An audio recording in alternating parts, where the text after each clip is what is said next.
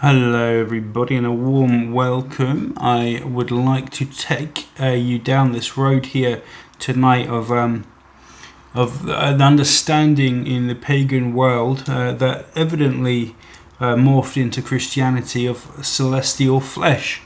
The notion here that Jesus in ways like we can find a lot of pagan gods donned human form or took a human incarnation, or maybe was just somehow roundly capitulated in a human kind of substance, and that this is whatever way our ancient pagan brothers and sisters looked at this, we can find it making its way into Christianity.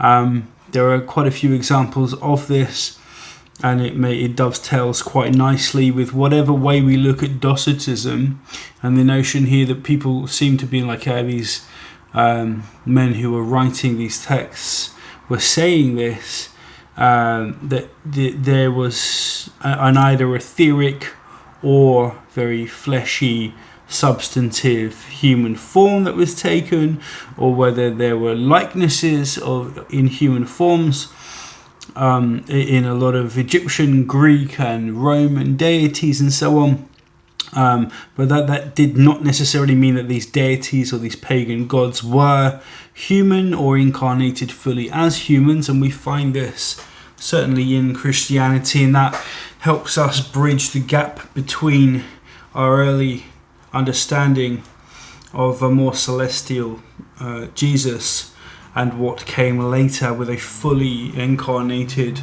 nativity story with a virgin mother and so on and so forth. So I just thought I'd go through this quickly to show you that there is certainly precedent for believing that Christianity slowly, over maybe a couple of hundred years, really Jesus became from a divine figure with a human-ish countenance to a fully formed human being over time. And we also have, I think I might leave that to tomorrow, but examples of we'll go through this and see how we feel. Maybe I can extend it a little bit. But celestial flesh defined. The concept of celestial flesh refers to a form of existence wherein divine beings assume a human-like shape without truly becoming flesh in the corrupt earthly sense. Rather than being composed of mortal matter, these figures possess a glorified spiritual or astral substance that is imperishable. This concept appears in several early Christian theologies, particularly Gnostic and Docetic streams, and finds numerous precedents in Greco-Roman and Near Eastern mythologies. The mythicist interpretation of Christian origins often hinges on this idea that Jesus, like other dying and rising gods, was originally envisioned as a divine celestial being who only appeared in earthly guise. Okay, celestial flesh in early Christianity. So we have this Docetist angle here. Definition from the Greek dokein, to see. Dokein, to see. Docetism held that Jesus only seemed to have a physical body. So it was like a wraith or a ghost, or a revelatory human, in the sense of maybe him being in your mind or something like that. Jesus' body was not of earthly substance, but a divine apparition. He did not suffer real death, but appeared to do so. Key evidence: Ignatius of Antioch attacks the Docetists and show how widespread the view was in early. This shows how widespread the view was in the early 2nd century. Marcion, 85 to 160 CE-ish, rejected the created God of the Hebrew Bible and affirmed a purely divine Christ. Christ's nature, Jesus descended from heaven in a spiritual form, bypassing human birth and corruption. There are relative views on this. It's not entirely sure exactly what form Marcion's Christ took, but it definitely seems that he was able to fly through the sky and so on, which we do get in areas of the Bible as well. So he descended from heaven in spiritual form, bypassing human birth and corruption. No virgin birth, no nativity. Marcion denied that Jesus was born of Mary. Jesus simply appeared already grown. Valentinian Gnosticism, Valentinus, 2nd century, taught that Christ had a psychic or spiritual body derived from higher aeons, flesh as an illusion. The Saviour passed through Mary as though through a channel. Now this is attested through people like Tertullian, but did not receive material substance. And here is St. Paul the Apostle. 1 Corinthians 15:44. Now listen to this, 44 to 49. Paul contrasts the natural body, soma psychikon, with the spiritual body, soma pneumatikon, and states the first man was from the earth. Okay. A man of dust. The second man is from heaven. So he's talking about Adam and Jesus, the first man, basic man, man of the earth, and the heavenly Jesus, now the last man, if you like, the optima materia in human guise, like Romans 8:3. Again, God sent his son in the likeness of sinful flesh, not as sinful flesh. You see? Philippians 2:6-8. Christ existed in the form of God, but took on the likeness of men, again suggesting form, not substance. And other people have been through it as well, genao and genomai, and the idea of being fashioned or manufactured like a human and born specifically from a human. Now Paul always uses genomai to talk about Jesus, never genau. I believe that's the right way around, and this will show you that he's talking about a different type of manufacturing, different type of creating, and he's very specific on this, and he talks about people born from women quite often, but he's never talking about that with Jesus. He never mentions Mary, never mentions Joseph, remember, never mentions a nativity, of course not. Nothing like that. So Origen proposed that Jesus had a pre-existent spiritual body. His earthly appearance was a transition, not full incarnation in flesh. Jesus' descent was a condensation.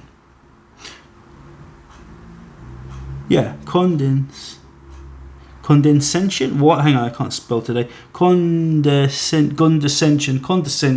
of his true divine form into a more visible, but still incorruptible mode. Okay, and here the Epistle of the Hebrews again, Hebrews 8:1-2. Jesus is described as a high priest in the true tabernacle in heaven, not on earth. And this is Hebrews. This made it into the Bible, ladies and gents. Very interesting. Quite a few passages like this. Hebrews 9:11 again. Christ entered the heavenly temple with his own blood, not in a material way, to perform the sacrifice in a heavenly temple. Emphasizes Christ's celestial role over earthly activity. So again, we see this, the ascension of Isaiah, a Christian interpolation into a Jewish apocalyptic text, like the 1st and 2nd century. This is really interesting, that the ascension is so important. Describes Christ descending through the heavens and taking on successively denser appearances, but not real flesh. In the lowest heaven, Christ is unrecognized because he resembles the inhabitants of that realm, suggesting shape-shifting or illusionary embodiment. And here he is crucified again. He appears to be crucified in the heavens. And this is a strange text. The ascension requires a bit of commentary to really understand, because it's been spliced around and it has been interpolated into by later people who added this is quite well understood now by historians and scholars and so on. But that I think I do. I certainly talk about it in one of my books, which you should certainly pick. By Gospel of Philip, again, Nag Hammadi library, right? Declares that Jesus was not born in the usual way, but rather had a body of word and light, like the Logos. The true Christian must be born again in the same divine substance, spiritual, not fleshy. So there's this whole tradition of viewing people just like Jesus in his earliest of times. And here we go, and with this interesting sideline here of other pagan deities who appear very much in the same group, ilk, category of Jesus here.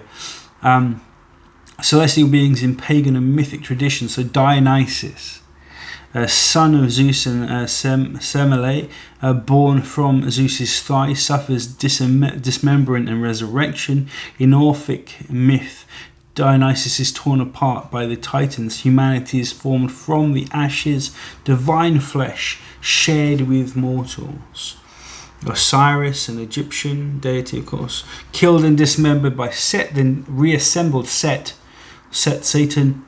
similar, then reassembled and resurrected by Isis, rules the underworld with a divine body.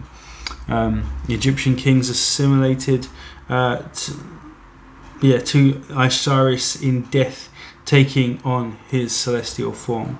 So Mithras, again born from a rock, Petra, Genetrix, skipping human birth, appears fully formed in human likeness, yet is a cosmic being. So we can go on and depicted beneath the zodiac symbols, implying his celestial nature, just as Jesus is, as the sun in the solar, within the solar wheel, with his 12 helpers around him sometimes in ancient art. Okay, Hercules, just as Helios was. Hercules, mortal birth, divine father Zeus. Upon his death, his mortal part is burned away, and his divine part ascends to Olympus, becoming fully divine and immortal. So this is slightly different now, what we're talking about. But we can see the resemblances here are very interesting. Also, I thought I'd just add this little piece here as well. I found Melito of Sardis, totally different subject, but another early church father who doesn't mention, he only has this creedal notion again of Jesus' birth, resurrection, dying and resurrection. He does mention Mary. He's writing in about the 170s now. So there are indisputably gospels that are passing around, but he has no knowledge of any kind of historical context. Pilate, Herod, any of these individuals. The Sanhedrin isn't mentioned. Geographical references, again, we see these Jesus sayings and quotes. Jesus' miracles mentioned. Disciples named or described. Typological. So he does mention, again, the Old Testament quite strongly. And a lot of typology there going on. But I thought I'd just chuck that in at the end. So we have another individual here, another church father to add to our list in the 2nd century who could not talk about the earthly Jesus. And I keep on asking ChatGPT here for context, like wouldn't he have asked certain interesting questions? Wouldn't he have been interested in talking about certain aspects of his death, his life, what he does, his miracles, and there's no elaboration there, there's nothing. So it's just, again, another strange little feature we find in the 2nd century with a Jesus who seems to only have the most basic kind of creedal structure, this dying and resurrecting that we've seen in these other pagan gods. So what's going on? Can we posit the theory, of course, that he was originally a celestial god? I think, of course, we can. The Logos formula here is absolutely on the tips of so many tongues of these early Christians. We know Philo talks about it as well before Christ. not before Christ, during Christ, but never mentions Christ, which is interesting because one of his names is Philo of Judea, and he knew Judea well, and he talked about many Jewish cults and the Essenes and so on, the Therapeutae, but no Jesus whatsoever. But he does talk about the Logos, and the Logos appears to be Jesus in a lot of Christian minds. So there we go. Just thought I'd throw that in as well, because I didn't really want to do a whole video on Miletus of Sardis as well. I will be coming, I guess, periodically back to this, but I wanted to show you that there is definitely a precedent for believing in early Christianity that celestial flesh is a thing. And Paul and Jude, James, John 1, Peter 1, Hebrews, Revelation even really don't have anything to say about the earthly Jesus, and it is a strange thing. I'll leave that with you. Back tomorrow. Okay.